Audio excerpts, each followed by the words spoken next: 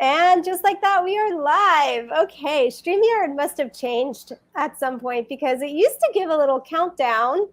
And last time and this time, we did not get a little countdown. So here we are. We are live here in our One Breath community and also on YouTube. I am Lisa McNett, founder of One Breath Institute, if you do not know who I am. And with me is the lovely Debbie Sherman, our co-founder.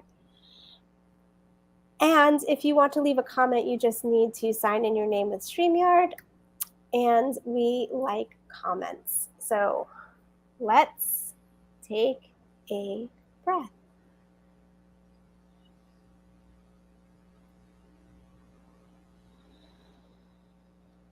That was a nice little yawn. I'm a yawner. I love it. So today's topic is being flexible, right? Being flexible. And I don't mean flexible in the body from going to yoga class. However, there is a correlation between the level of flexibility that we can have in our body and the level of flexibility that we can have in our mind, and vice versa. One affects the other and the other affects, they go back and forth. But we are specifically speaking about recognizing when doors are opening and when doors are closing, and being able to discern when you're being called to pivot, to change directions, maybe try something different because what we were doing might not have been working or just might not have been showing the fruits of all of the labors. And so, yeah, Debbie, do you have any initial thoughts, comments you want to chime in with? I have a question. And I would like to hear your perspective more, and I'm sure others would too. So what do you mean by change and pivot? A clarity question. Yeah, what does it mean to pivot? Yeah, that flexibility to pivot is to shift. To pivot is to shift our direction, to shift our focus, to shift our attention. And it doesn't mean that something needs to 180% change or 180%. Like, we don't need to be going forward and all of a sudden I need to turn around and go backwards the other direction. Sometimes a pivot is just, I'm going to make a slight right over here, or I'm going to make a slight left over here.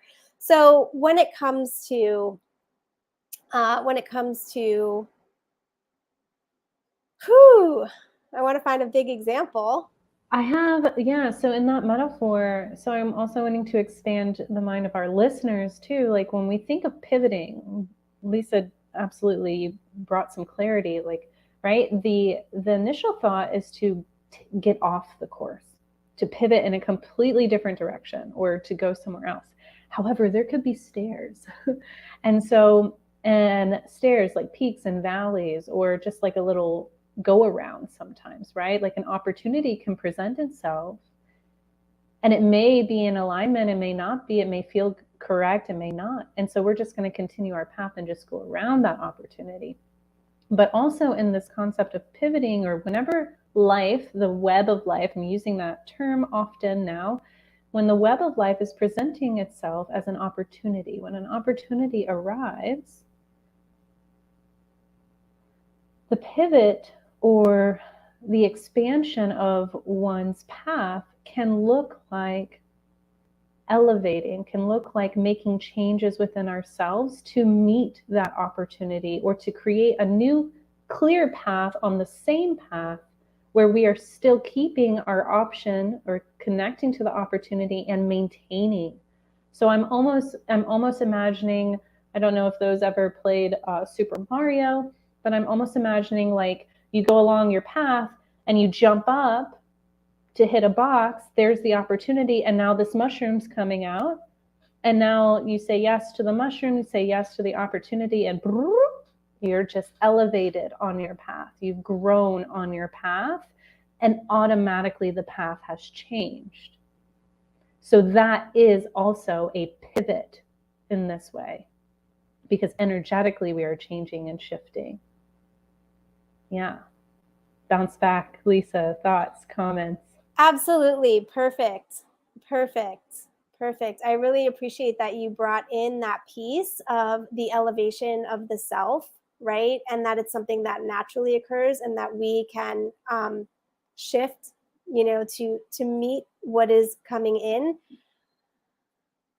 Yeah, what's coming to me right now is we can often experience the frustration, right? Like I'm going on a path, and this is what my life is supposed to look like. This is what let's just take not the life, but the career. Like this is what my career is supposed to look like. And, with, let's say I have a shop and I want to sell yellow water bottles. I want to sell yellow water bottles. And so I am excited about the yellow water bottles. I stock all my shelves with yellow water bottles. I'm doing podcasts about yellow water bottles. I'm, telling all my friends how great yellow water bottles are, but I'm only selling like 5 yellow water bottles a week, and I have thousands of yellow water bottles. So I might experience some really great frustration that my yellow water bottles are just not selling. And this is my passion, and I want to have this water bottle shop. But my friend Debbie she comes to me and she's like, hey, I want to put in a bulk order for 2,000 purple water bottles. Can you make that happen for me? Right? And I might first be like, no, I can't. How am I supposed to do that? I don't have purple water bottles. I have all of these yellow water bottles, and I have no money left to buy the purple water bottles, and I don't know where to find the purple water bottles. And we can, really go in that direction, right? Or I can be like, oh, wait, okay, I have a water bottle shop. I want to sell yellow water bottles, but my customer wants to buy purple water and a lot of purple water bottles. So how can I creatively work with what I have to meet this request and let go of my ego mind, my ego identity of this is the way things are supposed to be, and pivot in the way that helps me grow, helps me expand, helps me shift and answer what is being requested. Yeah, it's making me think of initially when we have a desire, or when a person has a desire or a goal in mind that is playing out in the mind to be the answer to solve our problems. We can get fixated that it's supposed to look and be, and we're supposed to feel a certain way. And just speaking to the truth about that confinement, that limitation, that can come from our past traumas and our past belief systems. We've been talking a lot about beliefs lately, and patterns and behaviors unconsciously that keep us confined in one direction, because this one answer that we have, these yellow water bottles, is supposed to solve all of our problems. However, we can have the desire and it can have great purpose, and we can have the concept of the water bottle be an answer to so many different things. And as we say yes to that and say yes to more things that in line, we get presented with an opportunity that looks a little bit different. But that doesn't mean it doesn't mean that it has a judgment of good or bad. It's just different. And so by allowing a different opportunity to come into that mindset, we're breaking free from those confined places. We're breaking free from the limitations that we may not even know or be consciously aware that we have. And so by saying yes to an opportunity, even if it fails, right? Even if it has a valley, a temporary loss, We can look and perceive valleys however we want to. That may need to happen also to shatter more confinement, shatter more places, so that the true opportunity that is waiting for us when we set our path with that desire can come to fruition. Because what's another like little metaphor? How you start the journey of life is not who you're going to be at the end of journey of life, and it's all about the destination. So you might as well try on all the clothes and the shoes and different water bottles along the way, and maybe jump on a raptor for whatever reason. I'm thinking of dinosaurs, you know. My point is creativity allows more flexibility. And having the idea and willingness to change, right? Another big concept of what we're talking about today is change. Change can be fun, and it can be inviting, and it can be expansive. And I want to highlight our time, because we do have to jump into something else. But is there anything else that wants to be mentioned right now, Lisa, when we're talking about being flexible and knowing when to pivot and all that involves? Yeah, just that willingness to explore, right? And that willingness and that curiosity.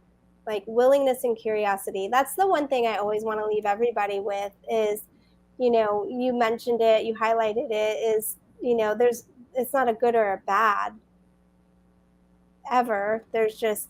There are consequences and actions, and those consequences and those actions that we take help us to learn more about ourselves and give us the opportunity to expand or to contract.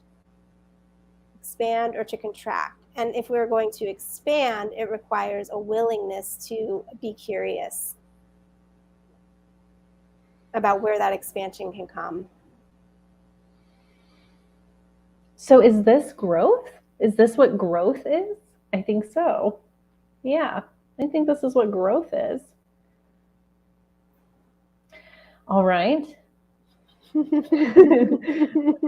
could have another part 2 and part 3. It seems like every conversation we have can just be a continuing stream. For all of those watching now in the present moment and at a later time, show some love. Let us know that you're here. Let us know your thoughts. And a question I leave you with is, where in your life are you being called to pivot?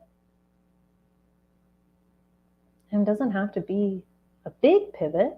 It might even be a smaller one, right? The snowball effect that leaves a really beautiful opportunity. So let's take a breath. Close our space and time. I'm going to take one more because I was just breathing in my heart space there and in my throat. I want to bring it down to my lower belly.